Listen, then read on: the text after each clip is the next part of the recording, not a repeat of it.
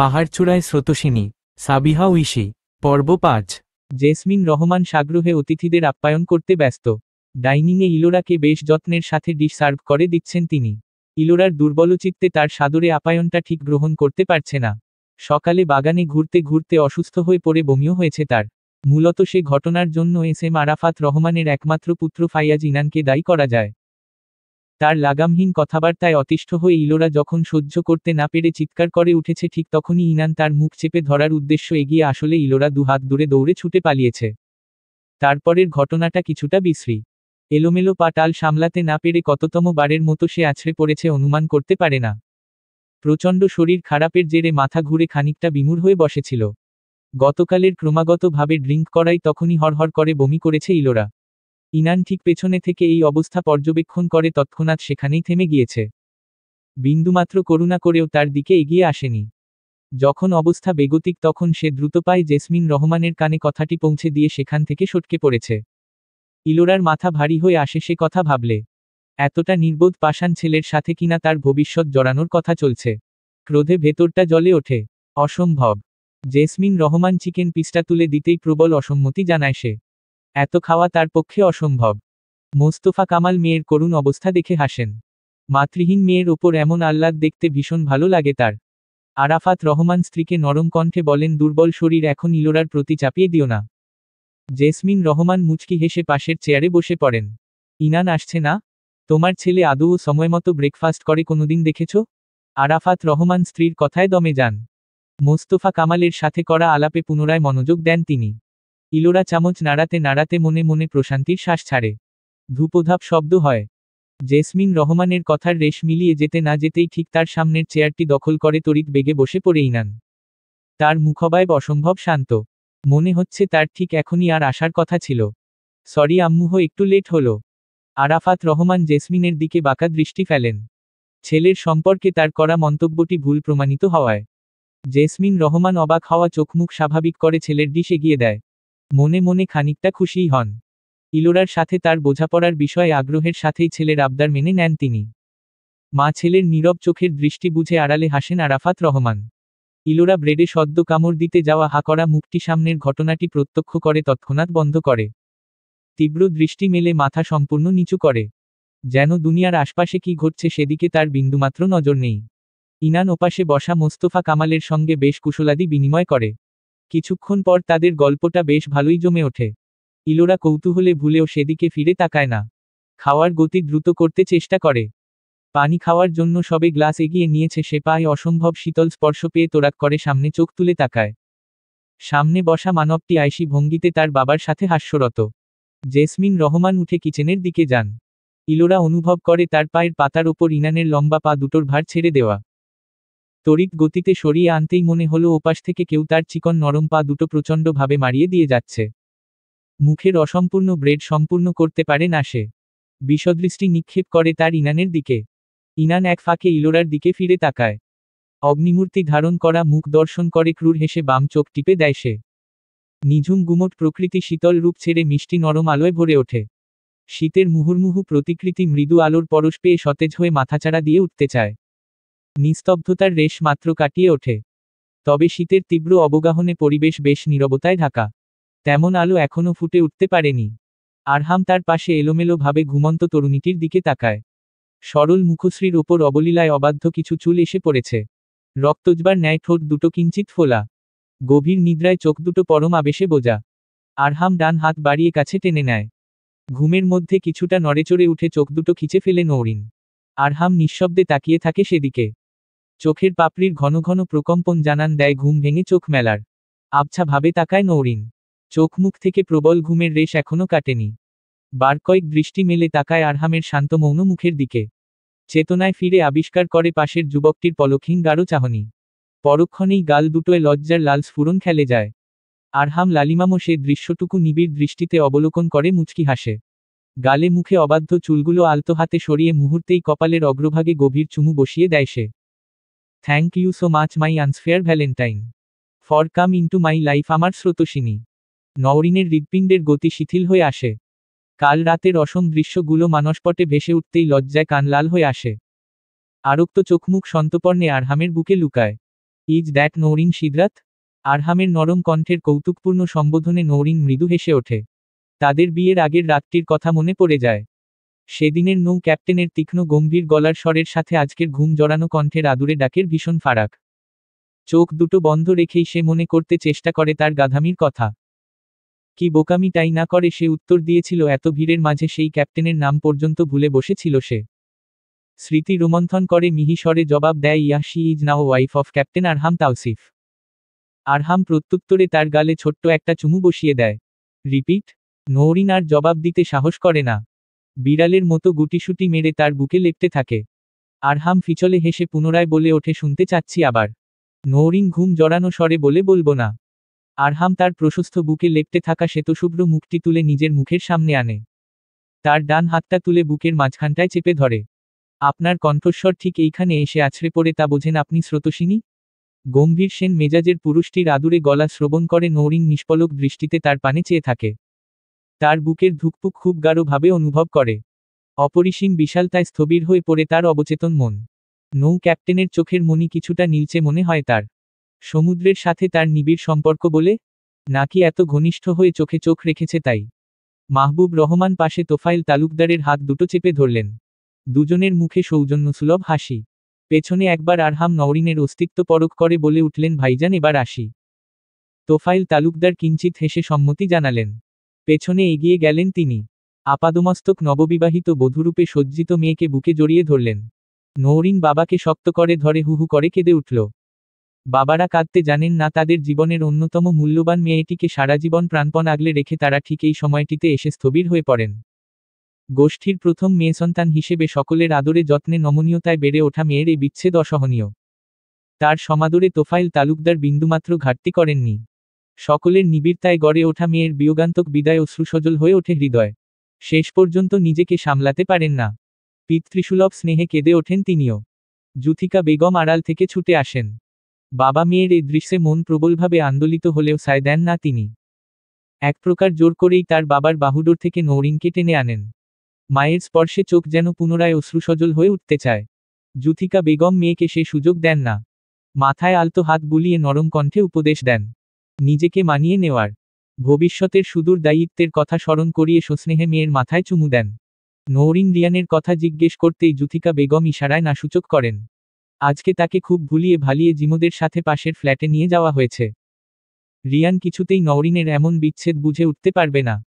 গতবার তার অপরিসীম জেদে বাধ্য হয়ে মামির সঙ্গে আরহামদের বাসায় পাঠানো হলেও আজ কিছুতেই তার ছেলেমানুষি প্রশ্রয় দিবেন না জুথিকা বেগম। শ্রাবণ জিমোদের সাথে অবশ্য তার বেশ কয়েকটি চুক্তি হয়েছে খাওয়া দাওয়া নিয়ে। আরহামের আনা বিশাল চকলেট বক্স একরাতে প্রায় অর্ধেক শেষ করেছে সে। জুথিকা বেগম নানা কাজে ব্যস্ততায় তার দিকে সেভাবে নজর দিতে পারেননি বলে সুবিধাই হয়েছে রিয়ানের। তার আজকাল নিজেকে বেশ পাওয়ারফুল মনে হয়। তার জেদের কাছে সকলের অপরাগতা খুব উৎফুল্ল হয়েই উপভোগ করে রিয়ান। নৌরিন ধাতস্থ হতেই অনুভব করে তার হাতটি আবদ্ধ শক্ত আরেকটি হাতের মুঠোয়। সকল সৌজন্যতা শেষ করে গাড়িতে ওঠার পূর্বমুহূর্তে আশপাশে তাকায়। চোখ দুটো প্রিয় সঙ্গীদের খুঁজে ফেরে। জেরিন আসেনি। প্রচণ্ড জ্বর তার। কালকে এই বাসা থেকে যাওয়ার পর বিছানা থেকে উঠতে পারেনি। ফোন কলে দুজনের নীরব অনুভূতি বিনিময় হয়। সে জানিয়েছে শরীর একটু সুস্থ হয়ে উঠলে আসবে আরহামদের বাসায়। অবশ্য এ কথা বলার সময় পায়ে পা লাগিয়ে ঝগড়া করা রাফির মুখটি ভেসে ওঠে। আনমনে ভেঙচি কাটে জেরিন। তার সাথে শুধু হাফ মেন্টালদের দেখা হয়। অবশ্য ওপাশ থেকে নওরিনের তীব্র খোঁচায় থতমত খেয়ে উঠলেও তা বিন্দুমাত্র প্রকাশ করে না। পূর্ণ বেগে কারটি চলছে। ড্রিভারের পাশের সিটে মাহবুব রহমান। ব্যাক সিটে আরহামের সাথে নওরিন। মাহবুব রহমান একবার পেছনে তাকিয়ে তাদের অবস্থা পর্যবেক্ষণ করে জিজ্ঞেস করলেন, সব ঠিক আছে কিনা। আরহাম তার দিকে সম্মতি সূচক মাথা নাড়ল। তার হাতের ফোনে ক্রমাগত কল আসছে। বেশিরভাগ এড়িয়ে যেতে যেতে 3 নম্বর কলটি রিসিভড করে। পরনের ব্ল্যাক ব্লেজার, চওড়া কপালে ছোট করে ছাটা চুলগুলো মৃদু নড়ছে। নির্বিকার মুখে ওপাশের ব্যক্তির উদ্দেশ্যে বেশ কিছুক্ষণ ইংরেজিতে কথা বলতে লাগল। নওরিন মৃদু ফুপিয়ে উঠছে।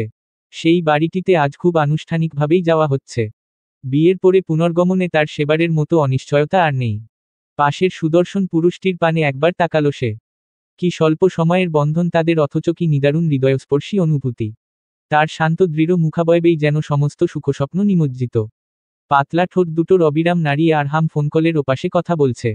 তার এক হাত নওরিনের হাতে রাখা। নওরিন খুব নিগুড় দৃষ্টিতে তাকে দেখে। আনমনে দক্ষ নৌক্যাপ্টেনের সঙ্গে খুব সঙ্গোপনে অনুভূতি বিনিময় করে। আরহাম ব্যস্ত ভঙ্গিতে কথা বলার ফাঁকে একবার নওরিনের দিকে ফিরে তাকায়। তার মুগ্ধ দৃষ্টি থেমে থেমে ফোপানোর শব্দ কিছুটা আন্দাজ করে নেয় হয়তো। এক হাতে কানে ফোন গোজা অবস্থায় অন্য হাতে অনায়াসে নওরিনের কাঁধ জড়িয়ে ধরে। তার চোখে অকৃত্রিম আশ্বাস। সেই দৃষ্টিতে মিয়ে যায় নওরিন। বেশ কিছুক্ষণ পর ফোনটি নামায় আরহাম। পরক্ষণেই নওরিনের দিকে তাকিয়ে ওয়াটার বটলটি এগিয়ে দেয়। অসুস্থ লাগছে? নওরিন মাথা দোলায়। তার হাত থেকে পানির বোতলটা নিয়ে মুখে নিতে গিয়ে হঠাৎ করে গাড়ির অল্প বাঁক নেওয়ায় ভারসাম্য ঠিক রাখতে না পেরে আরহামের ব্লেজারে বেশ খানিকটা পানি ফেলে দেয় সে। ঘটনা ঠিক বোধগম্য হতেই নওরিন চোখ বড় বড় করে হতচকিত হয়ে পড়ে। তৎক্ষণাৎ দু হাত দিয়ে আরহামের পরনের ভেজা অংশটিতে কৃত্রিম মোছার চেষ্টা করে। চোখ মুখে দারুণ অপরাধবোধ ফুটে ওঠে। আমি সরি, ভিজে গেল তো আমি এক্সট্রিমলি। আরহাম ভাবলেশহীনভাবে তার উদ্গ্রীবতা দেখে পাশের সিটবেল একটানে খুলে উবু হয়ে পড়ে যাওয়া ওয়াটার বটল তুলে নেয়। ইতস্তত করে নওরিন। আরহাম এগিয়ে এক হাত দিয়ে নওরিনের থুতনি ধরে। ইশারায় হা করতে বলা মাত্র নওরিন বলে পারবো আমি, সমস্যা নেই। আরহাম তার কথায় বিন্দুমাত্র কর্ণপাত না করে আদেশের ভঙ্গিতে তাকিয়ে বলে যেটা বলছি শোনো। নওরিন কথা বাড়ায় না, চুপচাপ তার হাতে পানি খেয়ে নেয়। আরহাম সিটবেল বেঁধে দিয়ে বলে ওঠে আমি যখন থাকবো না সবরকম ইফিসিয়েন্সি দেখাবে, আমি থাকাকালীন প্রয়োজন নেই হু। নওরিন ঢোক গিলে তার হুটহাট তুমি বলা ঠিক হজম হচ্ছে না। তীক্ষ্ণ স্বরে তাকে দেওয়া আদেশে পরপর মাথা উপরনিচ করে সম্মতি জানালো সে। মাথা কেমন ঘুরে উঠছে। জার্নিতে দুর্বল নওরিন। আসার সময় ক্রমাগত কান্নার ফলে হয়তো আরও খারাপ লাগছে। চোখ বন্ধ করে আরহামের কনুই আঁকড়ে ধরল। আরহাম তার অস্বস্তি বুঝতে পারল বোধ হয়। দৃঢ় হাতে কোমর পেঁচিয়ে ধরে ঘনিষ্ঠ করল তাকে। অচঞ্চল মাথাটা আলতো হাতে চেপে বুকে লেপ্টে নিল। কান্না করতে বারবার নিষেধ করেছি, উসুইক তো লাগবেই। নওরিন অস্পষ্ট দৃষ্টি মেলে আরহামের কাঁধে মাথাটা অনায়াসে ছেড়ে দিল। আরহাম তার কপালে হাত দিয়ে একবার স্পর্শ করল। ঘুম পাচ্ছে? নওরিন ধরে আসা চোখ কিছুটা মেলতে চেষ্টা করে মাথা নাড়ল। সমান্তরাল রাস্তায় কার তীব্র বেগে চলছে। শুনশান নির্বতায় শো শো শব্দ ভেসে আসছে। আরহাম তার গম্ভীর কণ্ঠ খাদে নামিয়ে শুধালো। ঘুমান ম্যাডাম, আছি আমি। হৃদিতা রাকা নোমানদের সামনে হাস্যোজ্জ্বল মুখে ইলোরা। পাশের পপকর্নের বক্স নিজের দিকে এগিয়ে এনে নোমানকে উদ্দেশ্য করে বলল যে মুভিটা সাজেস্ট করলি জীবনের কিছু কিছু ঘটনা কখনো কখনো সেটাকেও হার মানায়। নোমানের উত্তর দেওয়ার আগেই হৃদিতা তার কাঁধে বেশ শব্দ করে একটা চাপড় দিল। তোর মুখ থেকেও শেষমেশ দার্শনিকের মতো কথা শুনতে হবে কখনোই ভাবিনি ইলোরা। ভুল কি বলেছি? রাকা বিরক্ত সূচক শব্দ করে উঠল। খুব বোর্ড ফিল করছি তোদের টপিক দেখে। নোমান ইলোরার দিকে তাকিয়ে পুনরায় বলে উঠল। শোন ইলোরা, পুরোপুরি সুস্থ না হয়ে কোনো ট্যুরে যাওয়া ঠিক হবে না। প্ল্যান করতে বাধা নেই, তবে এ সময় অন্তত আমি তোকে যেতে দেব না। তুই আমার বাবা? থতমত খেয়ে ওঠে নোমান। অন্য কিছু বল। তোর বাবার ভয়ঙ্কর মেজাজ আমার ঠিক ভালো লাগে না। তোর এই অতিরিক্ত কেয়ার আদিক্ষেতা দেখলে আমার ঠিক তোকে আমার পাপার কার্বন কপি মনে হয়। নোমান, পাপার কথা মানলেও তোকে কখনো মানব না, শুনে রাখো। হৃদিতা সমস্বরে হেসে ওঠে। বিরস মুখে ট্যুরের প্ল্যান করতে ইলোরাদের বাসায় আসা রাকা ও এবার নিজেকে খানিকটা সহজ করে হেসে উঠে বন্ধুদের সাথে। নোমান পরক্ষণে হাসি হাসি মুখ করে বলে ওঠে বিয়েটা তাহলে করেই ফেল ইনান ভাই, তো ডিপার্টমেন্টের ড্যাশিং থিংস অযথা সাফার করবি কেন? রাকা খানিকটা উৎসাহিত হয় নোমানের কথা শেষ হতে না হতেই বেশ জোরে সোরে বলে ক্যাপ্টেন আরহাম তাওসিফের প্রতি যে তোর অবসেশন এত দ্রুত কেটে যাবে ভাবিনি তো এত তাড়াতাড়ি অন্য ছেলের দিকে এগিয়েছিস।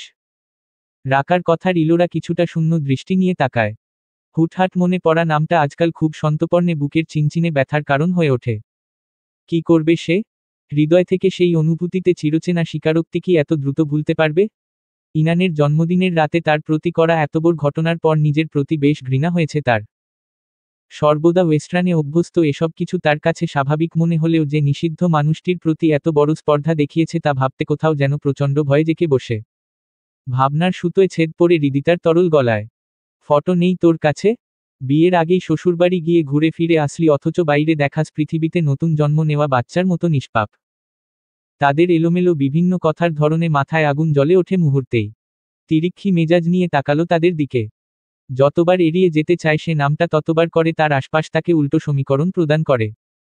কর্কশ গলায় বেশ কয়েকটা গালি দিল তাদের উদ্দেশ্য। মাইন্ড রিফ্রেশের জন্য আসা সবগুলো আদমিকে দেখে তার মনে হয় সুন্দর ফুরফুরে মেজাজটা তুঙ্গে তুলে দিতেই কেবল তাদের আগমন ঘটেছে। পরের গল্পের আগ্রহ খুঁজে পায় না সে। বেশ কিছুক্ষণ আরও সময় কাটিয়ে হৃদিতারা উঠে দাঁড়িয়ে চলে যাওয়ার প্রস্তুতি নেয়। ইলোরা তাদের এই অনাকাঙ্ক্ষিত হুটহাট চলে আসাও বুঝতে পারে না, আবার হুটহাট এমন চলে যাওয়ারও সুনির্দিষ্ট কারণ খুঁজে পায় না। অবশ্য ইলোরাদের বাসায় তাদের আসার মূল উদ্দেশ্য হল ডিপার্টমেন্টের ট্যুরের প্রোগ্রাম নিয়ে আলোচনা আর তার অসুস্থতার খবর নেওয়ার অজুহাতে। ইলোরা মনে মনে ভাবে পাপা এ সময় তাকে কোনোভাবেই বাইরে যেতে দিবেন না। সারাদিন শুয়ে বসে থাকলেও সারাক্ষণ দুশ্চিন্তায় ভোগেন যিনি, তার নিকট থেকে এমন সুযোগের প্রত্যাশা করা নিছক বোকামি ছাড়া কিছুই নয়। পাশের রুম থেকে বাবার হঠাৎ ডাকে সম্বিত ফেরে তার। ত্রস্ত পায় মোস্তফা কামালের রুমে প্রবেশ করল ইলোরা। মোস্তফা কামাল ফোনের ওপাশের ব্যক্তিটির সঙ্গে কথা বলছেন। পাশে ইলোরার অস্তিত্ব পেয়েই কান থেকে ফোনটা নামিয়ে বলে ওঠেন, নিচে যাও ইলোরা। তোমার ব্যাকপ্যাক ফেলে এসেছো? ইনান এসেছে। নাক দুটো সামান্য কুঁচকে হতবিহ্বল চোখে তাকায় ইলোরা। ব্যাগ ফেলে এসেছে? কোন ব্যাগ, কার ব্যাগ প্রশ্ন করার বিন্দুমাত্র সুযোগ পায় না। মোস্তফা কামাল তার হাতে ফোনটা তুলে দেন। ইলোরা বাবার দিকে একবার তাকিয়ে বাইরের দিকে চলে আসে। কানে ফোনটা ধরল সে। ভ্রু কুচকে বাইরের গেইটের দিকে যেতে যেতে নীরবে ফোনের অপর পাশের অবস্থা বোঝার চেষ্টা করল। বাড়ির বাইরে প্রবেশ করে লনের দিকে পা ফেলা মাত্রই ওপাশ থেকে ভেসে আসলো স্পষ্ট গলার কণ্ঠস্বর। খুব ভালো করেই জানো কোনো ব্যাগই ফেলে আসনি তুমি, তবুও ছ্যাঁচড়ার মতো একটা ছেলের ডাকে সাড়া দিয়ে চলে আসতে লজ্জা করছে না? ইলোরার মুখ পাথর হয়ে গেল। ওপাশের কথা শেষ হতেই সে চিৎকার করে উঠল, অসভ্য একটা মেয়ের বাড়ির সামনে চলে এসেছো, তার বাবার কাছে ফোন করে তোমার লজ্জা করছে না? সব সময় চটে যাও। ভবিষ্যতে কি আমাদের বাচ্চা কাচ্চা হবে ইলোরা? ইলোরার মনে হলো তার মাথায় এই মুহূর্তে প্রচণ্ড শব্দে বাজ পড়ল। লজ্জায় হতভম্বে নড়াচড়ার শক্তি হারিয়ে ফেলল সে। চোখের সামনে দেখতে পেল দারোয়ান আঙ্কেল সশব্দে গেইটটি খুলে দিচ্ছে। ফাইয়াজ ইনান রাজকীয় পদক্ষেপে এগিয়ে আসছে। যথেষ্ট দূর থেকেও সে অনুধাবন করতে পারছে তার ঠোঁটে ফিচলে হাসি। ইলোরা ঘাসের উপর বসে পড়ল। হাতের ফোনটা প্রবল আক্রোশে সামনে আছড়ে ফেলল। নির্লজ্জ বেহায়া ছেলে, বেরিয়ে যাও এই মুহূর্তে, আমার ধারে কাছেও আসবে না, মেরে ফেলবো একদম। ইলোরার তীব্র গালি চিৎকারে বিন্দুমাত্র কর্ণপাত করে না ইনান। দৃঢ় পদক্ষেপে এগিয়ে তার মুখোমুখি হয় সে। ইলোরা ঘাসের উপরে ঠায় বসে আছে। হাঁপিয়ে উঠেছে সে। ইনান সেদিকে দৃষ্টি নিক্ষেপ করে হাঁটু গেড়ে বসে পড়ে সম্মুখে। গেইটের বাইরে এসো, আর্জেন্ট কথা দিচ্ছি, জ্বালাবো না তোমায়। ইলোরা তির্যক দৃষ্টিতে তাকায় তার দিকে। তোমার কথা শুনতে ইলোরা আনা বাধ্য বলে মনে করো? ইনান তার বাঁকা কথা দাঁতে দাঁত চেপে সহ্য করে। তোমার কি মনে হয় বাধ্য করতে পারবো না? ইলোরা নাক ফুলিয়ে দৃষ্টি ঘুরিয়ে অন্য দিকে নেয়। ইনান কিছু সময় নীরব থাকে। পরক্ষণে মাথা খানিকটা ঝুঁকিয়ে শুধায়, তোমার বাবাকে বলে এই মুহূর্তে তোমার সাথে অনেক কিছুই করতে পারি আমি, কিন্তু সেদিকে আপাতত যাচ্ছি না, চুপচাপ 2 মিনিটের মধ্যে গেইটের বাইরে চলে এসো। ইলোরা বিতৃষ্ণা নিয়ে কিছুক্ষণ সেখানেই বসে থাকে। বেশ কিছু সময় পর ইনানের শান্ত চোখে একবার চোখ রাখে। শব্দ করে একটা শ্বাস ফেলে উঠে দাঁড়ায় সে। কোনোদিকে বিন্দুমাত্র না তাকিয়ে গটগট করে হেঁটে যায় গেইটের দিকে। দারোয়ান তার উপস্থিতি লক্ষ্য করে আবারও একঘেয়ে শব্দে গেইটটি খুলে দেয়। পেছনে দাঁড়িয়ে থাকা ইনান অগোচরে মুচকি হাসে সেদিকে চেয়ে। দৃঢ় পায়ে সেও এগোয়। ইলোরা বাইরে বেরিয়ে পার্কিং লটে অপরিচিত কার দেখে ভ্রু কুঁচকে ফেলে। কৌতূহল নিয়ে সেদিকে এগোতেই পেছনে ইনানের অস্তিত্ব অনুভব করে। ইনান হাসি হাসি মুখ করে বলে ওঠে, কিভাবে জানলে এদিকে যেতে হবে?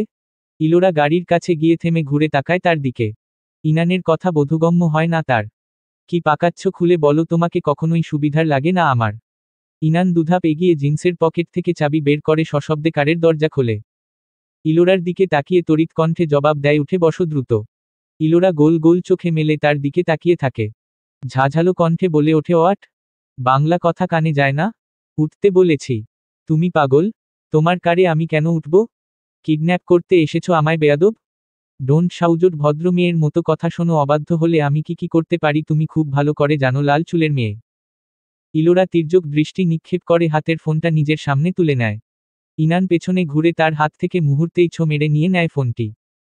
তোমার বাবা জানে আমার সাথে লং ড্রাইভে বেরোচ্ছ, তুমি চালাকির চেষ্টা করে কোনো লাভ নেই। ইলোরা কটমট দৃষ্টি মেলে তার দিকে তাকিয়ে বলে ওঠে, তোমার মতো পাগলের সাথে আমি যাব লং ড্রাইভে?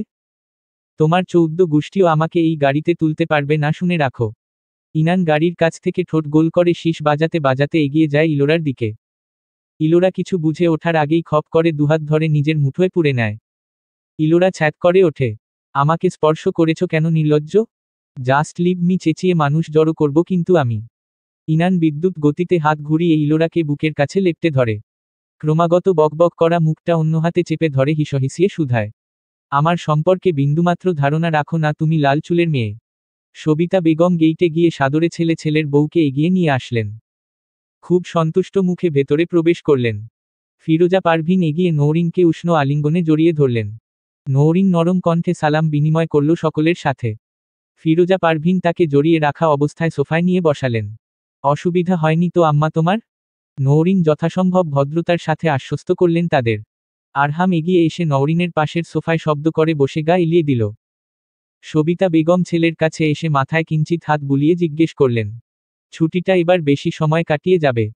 নওরিন তো জার্নিতে দুর্বল বমি করেছে। আরহাম মায়ের উদ্বেগে স্মিত হাসল, পাশে নওরিনের হাস্যোজ্জ্বল মুখের দিকে তাকিয়ে জবাব দিল, করেনি, ঘুমিয়ে পড়েছিল। আপনার ছোট পুত্রকে দেখছি না আম্মা। আরহাম আবিষ্কার করল চঞ্চল ভঙ্গিতে সামনে থেকে রাফি এগিয়ে আসছে। তাকে এক প্রকার উপেক্ষা করে নওরিনের সামনে এগিয়ে গেল সে। বেশ নাটকীয়ভাবে সোল্লাসে সালাম দিল, সামনের সোফায় বসে মুখে অসম্ভব অসহায়ত্ব ফুটিয়ে বলল, ভাবি জানেন আপনি, আপনার অভাবে বাড়িটা খাখা মরুভূমি হয়েছিল এতক্ষণ। নওরিন মুখ তুলে সালাম নিয়ে সামনের সকৌতুকে কথা বলে ওঠা ছেলেটির দিকে দৃষ্টি নিক্ষেপ করল। মুখে হাসি ফুটিয়ে বলল, কেমন আছো ভাইয়া? রাফি তার সম্বোধনে বেশ গলে গেল। আমি সবসময় ভালো থাকি। আপনার বান্ধবী জেরিন কেমন আছে ভাবি? নওরিন তার ছেলেমানুষিতে বেশ মজা পেল। ফিরোজা পারভিন মিটিমিটি হাসছেন ভাতিজার অবান্তর কার্যকলাপে। বোঝা যাচ্ছে তার এমন স্বভাবে তারা অভ্যস্ত। রাফির সাথে নওরিনের সেরকম আলাপ হয়নি। উৎসুক দৃষ্টিতে জবাব দিতেই সে আবিষ্কার করল রাফির মুখ দিয়ে এবারে কোন শব্দ বের হচ্ছে না। অবস্থাটা বুঝে উঠতে আরহামের দিকে তাকায় নওরিন। আরহামের চোখ রাঙানিতে এ যাত্রায় মুখে কুলু পেটে কিঞ্চিত হাসার চেষ্টা করে রাফি। বড় ভাইয়ের সেন তীক্ষ্ণ দৃষ্টিতে চুপসে ফাটা বেলুনের মতো হয়ে যায় তার মুখ। অস্বাভাবিক শান্ত দৃষ্টি পরখ করে একেবারে থম মেরে যায় রাফি। নওরিন ব্যাপারটা বুঝতে পেরে নিঃশব্দে হাসে। দু ভাইয়ের নীরব বোঝাপড়া খুব করে উপভোগ করে। পরিস্থিতি স্বাভাবিক করতে সে রাফির দিকে কিছু বলতে নিতে রাফি মিনমিনে স্বরে বলে উঠল, ভাইয়া তোমার অত্যাচার থেকে আমার সেইফটি নওরিন ভাবি দেবে এবার, হাহাহা, ভাগ্যের লিখন যায় না খণ্ডন। পেছনে থেকে সবিতা বেগম ছেলের উদ্দেশ্য বেশ চড়া গলায় ধমক দেন, তোর প্রিটেস্ট সামনে রাফি, সারাদিন ঘুরে বেরিয়েছিস টেবিলে, যা, বিরক্ত করিস না ওদের, মাত্র এসে পৌঁছেছে। রাফি করুণ মুখশ্রীতে মায়ের দিকে তাকায়। আরহামের গমগমে স্বরে তার চঞ্চলতায় খানিক ভাটা পড়ে। মাহবুব রহমান ভেতরে প্রবেশ করে অবস্থা পর্যবেক্ষণ করেন। নওরিনের ক্লান্ত শ্রান্ত মুখাবয়ব দেখে আরহামকে রুমে গিয়ে নওরিনকে নিয়ে ফ্রেশ হয়ে নিতে বললেন। এমনিতেও নওরিন ঘুমিয়ে পড়েছিল, তার ওপর শরীরটা খারাপ লাগছে তার। সবিতা বেগম তাদের রুমে দিয়ে আসলেন। রুমে গিয়েই আরহাম ক্যাবিনেট থেকে ড্রেস নিয়ে ওয়াশরুমে গেল। নওরিন ধপ করে বসে পড়ল সোফায়। ঘুমে ঢুলুঢুলু চোখ মেলে আশপাশটা দেখার চেষ্টা করল।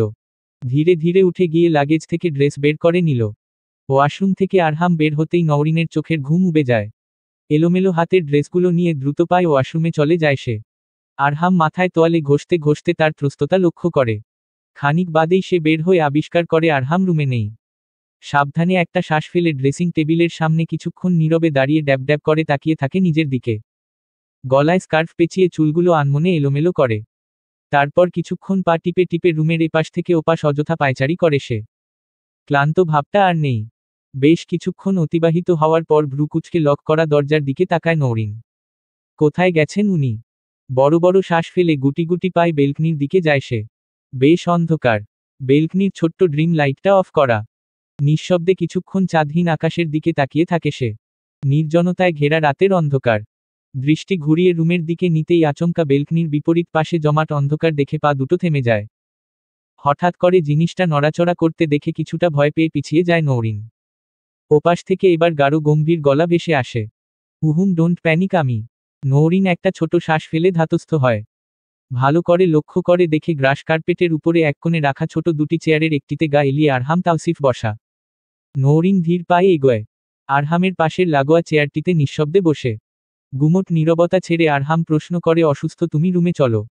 নওরিন তৎক্ষণাৎ চেয়ারটিতে কাঁধ দুটো ছেড়ে দিয়ে বেশ আয়সী ভঙ্গিতে বসে পড়ে। পিটপিট করে তাকায় তার দিকে। একটু থাকি এখানে, ঘুমোতে ইচ্ছে করছে না। আরহাম শান্ত দৃষ্টিতে সম্মুখে বসা মানবীটির অস্থিরতা দেখে। ঘুমোতে ইচ্ছে করছে না? নওরিন মাথা ঝাঁকিয়ে না সূচক জবাব দেয়। অন্ধকারে ভয় লাগবে না? আপনি আছেন। আরহাম অন্ধকারে নিঃশব্দে হাসে। সরু দৃষ্টিতে তার পানে চেয়ে, সুধায় অ্যাডমিশনের প্রিপারেশনে খুব অবহেলা করছো, আসার পর প্রায়ই অন্যমনস্ক দেখছি, কিসের এত দোটানা? নওরিন মাথা নিচু করে একের পর এক ধারালো কণ্ঠের প্রশ্নে কিছুটা ইতস্তত করে। জিহ্বা দিয়ে ঠোঁট ভিজিয়ে মৃদু ঢোক গিলে সে ধাতস্থ হয়ে জবাব দেয়, রেগে আছেন আপনি? কেন মনে হচ্ছে? সব সময় তুমি করে বলেন না। আইকিউ টেস্ট করছি না, তবে আমার উপস্থিতির ইফেক্ট কোনোভাবেই একাডেমিক লাইফে পড়ুক চাই না আমি। আরহামের অস্বাভাবিক শান্ত শীতল গলা। নওরিন জবাব দেয় না, মাথা নিচু রেখেই আনমনে কিছু একটা ভাবে। ওপাশের যুবকটির কণ্ঠস্বর মিলিয়ে যেতেই সে ধীরে ধীরে বলে ওঠে, আপনিই তো এলোমেলো করে দিয়েছেন আমায় ক্যাপ্টেন, আপনি আশপাশে থাকলে কিভাবে সেই অনুভূতি অগ্রাহ্য করতে পারি? আরহাম পূর্ণ দৃষ্টিতে তাকায় নওরিনের দিকে। তার চোখমুখ নিচু কণ্ঠে দ্বিধাহীন স্পষ্ট স্বীকারোক্তি। গোটা হৃদয়ের অব্যক্ত ভাষা যেন মেলে ধরেছে তার সামনে। আরহাম নওরিনের এমন সরল রূপ এর আগে দেখেনি। প্রতিমুহূর্তে সে তার কাছ থেকে যথাসম্ভব শীতল ব্যবহার পেয়েছে। তার এমন আচ্ছন্ন অনুযোগে আরহাম মনের গহীনে অসম বাসনাগুলো উকি দিতে থাকে। খুব করে ওপাশের আবেদনময়ী তরুণীটিকে ছুঁয়ে দিতে ইচ্ছে করে। সন্তর্পণে শ্বাস ফেলে সামলে নেয় নিজেকে। ধীর কণ্ঠে ডেকে ওঠে নওরিন। কিছু মুহূর্ত অতিবাহিত হয়। জবাব আসে না। মিহি আলোয় আরহাম তার গতিবিধি পর্যবেক্ষণ করার চেষ্টা করে, শান্ত গলায় আবার ডেকে ওঠে, নওরিন। নিগুড় রাতের নির্জনতায় তার কণ্ঠ তার দিকেই যেন শেষমেশ ফিরে আসে, কিন্তু এবারও ওপাশ থেকে কোনরূপ জবাব আসে না। আরহাম মুঠ পাকিয়ে রাখা হাতটা স্বাভাবিক করে। আচমকা নীরবতার কোনো কারণ তার বোধগম্য হয় না। বেশ শীত শীত অনুভূত হচ্ছে। বাইরের বাগানে মাথা উঁচু করে দাঁড়িয়ে থাকা নারকেল গাছগুলোর লম্বা পাতাগুলো দুলছে শীতোয়া বাতাসে, যার প্রভাবে গ্রিল ভেদ করে ক্ষণে ক্ষণে শরীরে বেশ খানিক হিম শীতল পরশ এসে লাগছে। প্রবল অভিমানে তলিয়ে যাওয়া ওপাশের তরুণীরা নিষ্পৃহ ব্যবহারে কিছুটা বিচলিত হয় আরহাম। নিষ্প্রভ আলোয় সে অবলোকন করে বাইরের বাতাসের তোড়ে তার থেমে থেমে কেঁপে ওঠার দৃশ্য। আরহাম উঠে দাঁড়ায়। মন্থর গতিতে এগোয় সামনে। এক হাতে গায়ের জ্যাকেটটা খুলে সন্তর্পণে চেয়ারটির পেছনে গিয়ে দাঁড়ায়। নওরিন অন্ধকারে উঠে রুমে চলে যাওয়ার জন্য পা বাড়াতেই অনুভব করে পেছনে থেকে বলিষ্ঠ দুই হাত তার গায়ে জ্যাকেট জড়িয়ে দিয়েছে। পরক্ষণেই শক্ত দৃঢ় হাতটি কোমর জড়িয়ে পেটের কাছে এসে থামে। হঠাৎ এমন উষ্ণ আলিঙ্গনে থম মেরে যায় নওরিন। নড়াচড়ার শক্তি হারিয়ে ফেলে মুহূর্তেই। আরহামের দৃঢ় বন্ধন ছাড়ানোর চেষ্টা করার বিন্দুমাত্র সাহস হয় না। আরহাম আলগোছে নওরিনের কানের কাছে মুখ নেয়। কণ্ঠ খাদে নামিয়ে শুধায়, স্রোতস্বিনী। নওরিন চোখ দুটো খিচে বন্ধ করে। হৃৎপিণ্ডের অস্বাভাবিক গতি নিয়ন্ত্রণ করতে ব্যর্থ হয় সে। আরহামের গাঢ় আচ্ছন্ন কণ্ঠে মোহাবিষ্ট হয়ে নরম স্বরে জবাব দেয়, জি। খুব আঘাত দিতে জানেন আপনি। নওরিনের মুখ ভারী হয়ে আসে, কম্পমান চোখ দুটো থেকে দু ফোঁটা অশ্রু ঝরে পড়ে। আমি কখন আঘাত করেছি? আরহাম নওরিনকে পেছনে থেকে নিজের দিকে ঘুরিয়ে আনে। রুক্ষ পুরুষালী হাত দিয়ে নরম শুভ্র গালে বেয়ে পড়া অশ্রুগুলো খুব সাবধানে মুছে দেয়। বি স্ট্রং আমার স্রোতস্বিনীর, এত ভঙ্গুর হলে চলবে? সামনে এখনো কতটা জার্নি পড়ে আছে, কত অ্যাচিভমেন্ট এখনো বাকি ওভারকাম করতে হবে না সেগুলো? আরহামের আদুরে কণ্ঠে নওরিন বরফ গলা নদীর মতো বিগলিত হয়ে পড়ে। শত অনিশ্চয়তা অপারগতা ঝেড়ে নির্দ্বিধায় প্রশস্ত বুকে ঝাঁপিয়ে পড়ে। ভীষণ যত্নে আগলে নেয় আরহাম। মাহবুব রহমান চা এগিয়ে নিলেন। টি টেবিলের অপর পাশে আরহাম বসা। তার মুখশ্রী শান্ত। বোঝা যাচ্ছে খুব মনোযোগের সাথে মাহবুব রহমানের গম্ভীর স্বরে বলা কথাগুলো শুনে যাচ্ছে। মাহবুব রহমান এবার শেষ চায় চুমুক দিয়ে বেশ শব্দ করে কাপটা সামনে রাখলেন। বুঝতে পেরেছ আশা করি। আরহাম নির্বিকার ভঙ্গিতে ঘাড় একবার উপরনিচ করে শরীরটা ঝেড়ে বসল। হাতের ওয়াচে একবার চোখ বুলিয়ে বলল, পড়াশোনায় এখনো কনসেন্ট্রেট করে উঠতে পারেনি ও, এর মাঝে হঠাৎ করে চট্টগ্রাম যাওয়াটা খুবই অপ্রয়োজনীয়। মাহবুব রহমান ভাতিজার দিকে তাকালেন। তার কথায় যে তিনি প্রবল অসন্তুষ্ট হয়েছেন তার মুখাবয়ব বলে দিচ্ছে। তাওসিফ যথেষ্ট প্রাপ্তবয়স্ক, তুমি তোমার স্ত্রীর ব্যাপারে যথেষ্ট সজাগ, সেটা নিয়ে আমার বিন্দুমাত্র সন্দেহ নেই, তবে সে তোমার থেকে এই মুহূর্তে কি আশা করে সেটা নিশ্চয়ই তুমি বুঝবে। আরহাম অগোচরে ছোট করে শ্বাস ফেলল। সবিতা বেগম পাশে এসে বসলেন। তার চিন্তিত মুখ। আরহামের নিকটবর্তী হয়ে সস্নেহে কপালে হাত রাখলেন। কি নিয়ে টেনশন করছো বেটা? তোমাকে জোর করা হয়নি কখনো। ডিউটিতে ফিরেই তোমার ব্যস্ততা। তোমার চাচা চাইছেন, এমনকি মনীষার আম্মা তোমাকে খুব করে দেখতে চেয়েছেন। কয়েকদিনের ব্যাপার, নওরিনেরও মন ভালো হবে। আরহাম সমস্ত অপারগতা যেন এবার মুখ থুবড়ে পড়ল। বিনীত ভঙ্গিতে মায়ের দিকে তাকালো। কালকের জার্নি সহ্য করতে পারেনি, যথেষ্ট দূরের রাস্তা আম্মা। মাহবুব রহমান চাবির গোছাটা আলগোছে তার সামনে রাখলেন। গাড়িও তোমার, বউও তোমার। এত লেইন দুশ্চিন্তা করছো আজকাল, সত্যিই অবাক হচ্ছি। আরহাম মাহবুব রহমানের খোঁচাটা ধরতে পারল। নিঃশব্দে দৃষ্টি বিনিময় করলেন উভয়েই। মাহবুব রহমান এবার খানিকটা হেসে উঠলেন। ফিরোজা পারভিন এগিয়ে এসে তার অফিস ব্যাগ এগিয়ে দেয়। মাহবুব রহমান কিঞ্চিত হাসি থামিয়ে স্ত্রীর হাত থেকে ব্যাগটা নেয়। অফিসের উদ্দেশ্যে যেতে যেতে বললেন, তোমাদের বয়সটা পার করে এসেছি বুঝলে, এত বড় দায়িত্ব নিয়ে চলো, তবুও মাঝে মাঝে খেই পাও না। আরহাম কপালের কিছু অংশ হাত দিয়ে চেপে ধরল। তার ঠোঁটে মৃদু হাসির চিহ্ন। এই একটা মানুষের কাছেই যেন তার আপাদমস্তক দায়িত্বের ভারে ঘেরা গম্ভীর দৃঢ় সব পদক্ষেপ অজুহাতের ভারী আস্তরণ ফিকে হয়ে পড়ে। মাহবুব রহমান বেরিয়ে গেলে আরহাম উঠে দাঁড়ায়। বেলা গড়িয়েছে। ওপরে যাওয়ার উদ্দেশ্যে পা বাড়াতেই পেছনে থেকে সবিতা বেগম ডেকে উঠলেন। আরহাম পা জোড়া থামিয়ে মায়ের দিকে ফিরে তাকায়। সবিতা বেগম এগিয়ে আসলেন। নওরিনকে জানিয়েছ? আরহাম না সূচক জানায়। আম্মা, পা ব্যথাটা বেড়েছে আপনার, আমি ঔষধগুলো চেক করে সন্তুষ্ট হইনি, এত অবহেলা করছেন নিজের প্রতি। সবিতা বেগম ছেলের উদ্বিগ্নতায় স্মিত হাসেন। মাথায় আলতো হাত বুলিয়ে দেন। তোমাদের দু ভাইয়ের পেছনে ছুটে গেলাম সারা জীবন, রুটিনমাফিক জীবন আর কতদিন চলবে বলো? বয়স হয়েছে শেষ দিকে, এসে তোমাদের সুখ দেখার মাঝেই আমার সুখ।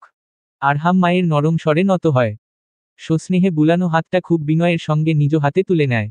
আপনাকে কি কোনোভাবে কষ্ট দিয়ে ফেলেছি আম্মা? সবিতা বেগম ছেলের হাত দুটোতে চুমু খান। কখনো না পাগল ছেলে আমার। বিয়ের ঝামেলার পর এখন পর্যন্ত স্থির হতে পারেনি, আর আপনাদের সাথেও তেমনটা মেলামেশা হয়ে ওঠেনি ওর, তার উপর জার্নিতে দুর্বল, এতটা দূরের পথ। তুমি সব সামলে নেবে আমি জানি, অযথা চিন্তিত হচ্ছ, মনীষার আম্মা খুব ভালো মানুষ। নওরিন খুব স্বাচ্ছন্দ্যবোধ করবে সেখানে। সমান্তরাল রাস্তায় ফুল স্পিডে গাড়ি চলছে। বিকেলের এই সময়টাতে স্বাভাবিকভাবেই রাস্তায় যথেষ্ট জ্যাম থাকার কথা। আশ্চর্যজনকভাবে রাস্তাটি ভিন্ন এবং অচেনা। গাড়ি যত এগিয়ে চলছে রাস্তাটি ক্রমাগত তত জনশূন্য মনে হচ্ছে। বাইরের আবহাওয়া দেখে আন্দাজ করা যায় আশপাশে মোটামুটি বেশ বাতাস বইছে। গাড়ির ভেতরের অবস্থা মোটামুটি ভয়াবহ। ড্রাইভিং সিটে বসা ভাবলেশহীন যুবকটির হাতের বেশ কয়েকটি অংশে কামড়ের দাগ স্পষ্ট। তার শার্টে গলায় লিপস্টিকের গাঢ় স্টেইন এবং পাশে বসা মেয়েটির উপস্থিতি দেখে আপাতদৃষ্টিতে খুব নেতিবাচক ধারণা পোষণ করা স্বাভাবিক বলে মনে হলেও বাস্তব চিত্র সম্পূর্ণ উল্টো। দুজনের অস্বাভাবিক শীতল মুখশ্রী দেখে আসল ঘটনা অনুমান করা বেশ কষ্টসাধ্য। ড্রাইভিং সিটের সামনের ডেস্কে রাখা টিস্যুর বক্স থেকে টিস্যুগুলো খুব অবহেলায় ছড়িয়ে ছিটিয়ে পড়ে আছে। ফাইয়াজ ইনান দৃষ্টি সামনে রেখেই কততম বারের মতো যেন বক্স থেকে একটানে আরেকটি টিস্যু বের করে পাশের মানবীটির উদ্দেশ্য এক প্রকার ছুড়ে দিল। চোখের কোণে অশ্রু জমে দৃষ্টি ঝাপসা হয়ে এসেছে। সামনের আশপাশের অবস্থা তার কাছে অস্পষ্ট। আচমকা ঠিক মুখের ওপরে টিস্যু এসে লেপ্টে রইল। গাড়ির ভেতরের বাতাসে অসম অংশটুকু ঘুড়ির লেজের মতো উড়ছে। ধীরে ধীরে ডান হাত বাড়িয়ে দৃষ্টি ঢেকে দেওয়া টিস্যুটি মুখের ওপর থেকে সরিয়ে আনল। হাতের চাপে প্রায় দলামোচা করে তড়িৎ গতিতে ছুড়ে দিল পাশের যুবকটির দিকে। ইনান চোখ কুঁচকে মৃদু আক্রমণটা হজম করে নিল। ইলোরা তার নির্বিকারতা সহ্য করতে পারল না এবার। দু হাতে কান চেপে ধরে তার দিকে ফিরে তাকিয়ে চিৎকার ছুড়ল, গান চেঞ্জ করো। নেভার। ইলোরা আশ্চর্য হল না। এতক্ষণে সে মোটামুটি তার বাঁকা আচরণে অভ্যস্ত হয়ে উঠেছে। কান থেকে হাত নামিয়ে উইন্ডোটা খোলার জন্য উদ্যত হতেই সে অনুভব করল পাশের শক্তপোক্ত হাত তাকে টেনে ধরেছে। তোমার বাপের কার না এটা, আমার ইচ্ছাতে উঠেছ, আমার ইচ্ছাতে বের হবে। ইলোরা চোখ বন্ধ করে কথাটুকু গিলে ফেলে। হাতটি ছাড়িয়ে নিতে মোচড়া মোচড়ি করতেই আরও দৃঢ়ভাবে ইনান ধরে থাকে তাকে। ইলোরার সহ্যশক্তি স্তিমিত হয়ে আসে। ইনানের থেকে দৃষ্টি সরিয়ে মাথা সিটে এলিয়ে দিয়ে সে এবার শব্দ করেই কেঁদে ওঠে। গাড়ির ভেতরে ক্রমাগতভাবে বাজা লিরিক্সের শব্দে ইনান তৎক্ষণাৎ বিষয়টি লক্ষ্য করে না। বেশ কিছুক্ষণ নীরবতা খেয়াল করে ইনান মাথা ঘুরিয়ে পাশে তাকিয়ে দেখে ইলোরার চোখ ভেজা। ইলোরার কান্না মিশ্রিত চেহারা পরখ করে কিছুটা হতচকিত হয়ে পড়ে মোচড়ে ধরা হাতটা ছেড়ে দেয় সে। নিজেকে ধাতস্থ করে সশব্দে গাড়ি ব্রেক করে দাঁড়ায়। ইলোরার ভাবান্তর হয় না। ইনান কঠোর মুখভাব খানিকটা সহজ করে। ড্রাইভিং সিট থেকে উঠে এগিয়ে যায় তার দিকে। ইলোরা, কাঁদছ তুমি? ইনানের কণ্ঠস্বরে ইলোরার কান্নার বেগ বেড়ে যায়। দু হাতে মুখ ঢেকে ওঠে।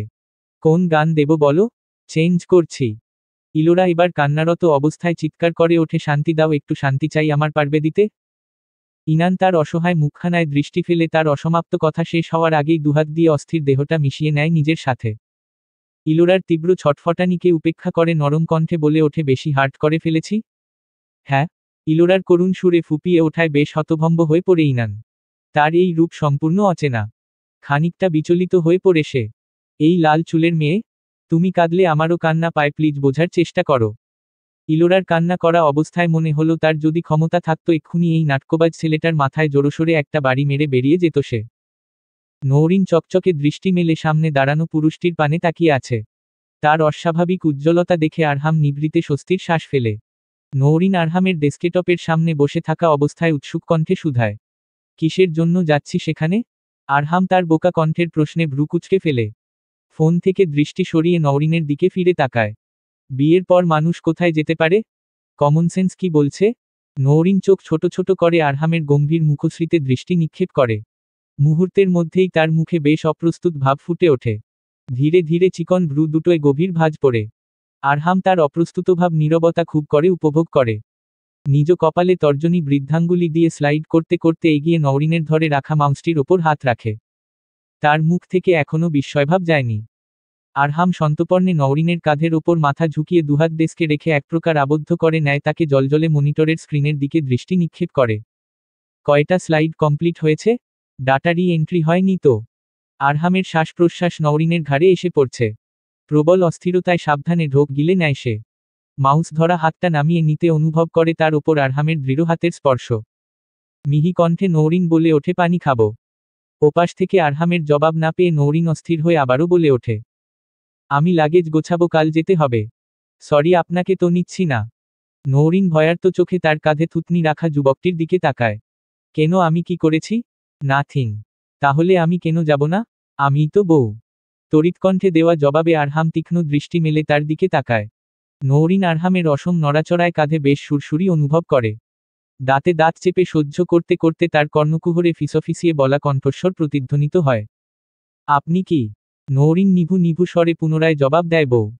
আরহাম নওরিনের গলায় পড়ে থাকা অবাধ্য ছোট ছোট চুলগুলোতে বেশ সময় নিয়ে ধীরে ধীরে ফু দেয়। পুরুষালী গরম নিঃশ্বাস গলায় ঘাড়ে পড়ার সঙ্গে সঙ্গে নওরিন শিউরে ওঠে। নড়াচড়া করতে ভুলে যায়। চুলগুলো মৃদু উড়ো উড়ি করে, আবারও ঠিক সেখানেই অবলীলায় এসে পড়ে। কার বউ? আরহামের গাঢ় স্বর কানে প্রতিধ্বনিত হওয়া মাত্র চোখ দুটো বন্ধ রেখেই স্তিমিত হয়ে পড়া কণ্ঠে নওরিন জবাব দেয়, আপনার। আরহাম তার জবাবে হাসে। পুরুষালী হাত দুটো দিয়ে নাক মুখের ওপরে এসে পড়া চুলগুলো ভীষণ যত্নে কানের পাশে গুজে দেয়। লজ্জায় মিয়ে যাওয়া মুখশ্রীতে গভীর দৃষ্টিতে তাকিয়ে শুধায়, আমার বউ। নওরিন ভীত দৃষ্টিতে চারপাশে এলোমেলো ভাবে তাকায়। আরহামের নিগুড় বন্ধনে তার শ্বাস আটকে আসার উপক্রম। হৃদয় অভ্যন্তরে প্রবল আলোড়ন তুলে যাওয়া যুবকটি যেন এবার নির্বিকারভাবে হুট করে তার দুপাশে ডেস্কে রাখা হাত দুটো গুটিয়ে উঠে দাঁড়ায়। ত্রস্ত পায়ে বাইরে যাওয়ার সময় একবার হতভম্ব তরুণীটির পানে দৃষ্টি ফেলে, বাসায় কথা হয়েছে? নওরিন ডেস্কটপের সামনে থেকে উঠে দাঁড়ায়, তার হাতে জ্বলজ্বলে স্ক্রিনের দিকে তাকিয়ে মৃদুস্বরে জবাব দেয়, কল করেছেন আম্মু। আরহামের প্রত্যুত্তরের অপেক্ষা না করে নওরিন বেশ উচ্ছ্বসিত ভঙ্গিতে ফোন কানের কাছে নেয়। ওপাশ থেকে রিয়ান আপু আপু করে তারস্বরে চিল্লিয়ে যাচ্ছে। নওরিনের হাস্যোজ্জ্বল মুখাবয়ব অবলোকন করে আরহাম নিভৃতে স্বস্তির শ্বাস ফেলে। রিয়ানের কান্নারত স্বর ভেসে আসছে জুথিকা বেগমের চারপাশে। নওরিন মায়ের সহচর্যে উৎফুল্ল হয়ে পড়ে। বেশ কিছুক্ষণ তাদের আলাপচারিতা চলতে থাকে। নওরিন জানতে পারে হাফ ইয়ারলিতে রিয়ান গণিতে 40 পেয়েছে। জুথিকা বেগমের এমন অনুযোগ শুনে ওপাশ থেকে রিয়ানের কণ্ঠস্বর নাই হয়ে যায়। নওরিন বকাঝকা করে তার এই অধপতনে। সারাদিন গেমস আর ঘুম করলে তো সেটাই হবে। রিয়ান কিছুক্ষণ থম মেরে থেকে বোনের উদ্দেশ্যে জবাব দেয়, আপু, বিয়ে করলে কোনো পড়াশোনা করতে হয় না। বিয়ে দাও আমাকে। নওরিনের মুখ আশ্চর্যের চরমে পৌঁছে হা হয়ে যায়। ওপাশ থেকে অবশ্য জুথিকা বেগমের করা ধমকে রিয়ান চুপ মেরে গেলেও তার এমন কথায় বেশ কিছুক্ষণ ধরে শব্দ করে হাসে নওরিন। আশপাশে আরামের উপস্থিতি লক্ষ্য করে সে না নেই সামনে কেমিস্ট্রির অসম্পূর্ণ অ্যাসাইনমেন্টগুলোর দিকে একবার তাকালো সে। মনে মনে একবার আওড়ালো, বিয়ে করলে পড়াশোনা করতে হয় না। ভেতর থেকে খুব বড় একটা দীর্ঘশ্বাস আসতে চাইলেও জোর করে সেটা দমন করে রিয়ানের উদ্দেশ্য বলে থাপড়িয়ে দাঁত যে কয়টা উঠেছে ফেলে দেব। এসব কে শিখিয়েছে? জেরিন আপু। তোদের দুইজনকেই থাপড়ানো উচিত, গণিতে 40 পেয়েছিস ছি রিয়ান। জুথিকা বেগম মেয়ের উৎফুল্লতায় বাদ সাধেন না। তাদের খুনসুটি শেষের দিকে জুথিকা বেগম মেয়েকে সুবিস্তর উপদেশ পরামর্শ দিয়ে ভরিয়ে দেন। এত দূরে গিয়ে নিজেকে মানিয়ে নেওয়ার, সবসময় শান্তভাবে পরিস্থিতি মোকাবেলা করার, শরীরের যত্ন নেওয়ার। নওরিন মায়ের উদ্বেগমাখা সকল আদেশ চুপচাপ শোনে। তরল গলায় জবাব দেয়, দুশ্চিন্তা না করতে। মনের গহীন থেকে সেই গম্ভীরতায় ঘেরা পুরুষটির একচ্ছত্র শাসনের শব্দগুলোও ঘুরপাক খায়। যার শীতল যত্নে নওরিন ঝরে পড়া ফুলের ন্যায় নত হয়ে পড়ে সব সময়। ইনান গাড়িটি খুব ধীরে ধীরে সময় নিয়ে একটা জায়গায় পার্ক করে দাঁড়ালো। বিকেলের ঢলে পড়া সূর্যের লালিমায় আশপাশে লালিত্যের ছায়া। আশপাশে অদ্ভুত অচেনা বড় বড় সব গাছ। যেখানে গাড়িটি পার্ক করা হলো তার বিপরীত পাশে খুব ছোট সাদামাটা একটা পার্ক। হাতেগোনা মানুষজনের অবাধ চলাফেরায় অনুমান করা যাচ্ছে এখানে প্রয়োজনে অপ্রয়োজনে আসা তাদের নিত্যনৈমিত্তিক ঘটনা মাত্র। বেশিরভাগ অল্প বয়সের ছেলে মেয়ে। কেউ দলবল নিয়ে সবুজ ঘাসের ওপরে ফটোশ্যুট করতে ব্যস্ত, কেউ বা ছন্নছাড়া ভাবে এদিক ওদিক ঘুরে ফিরছে।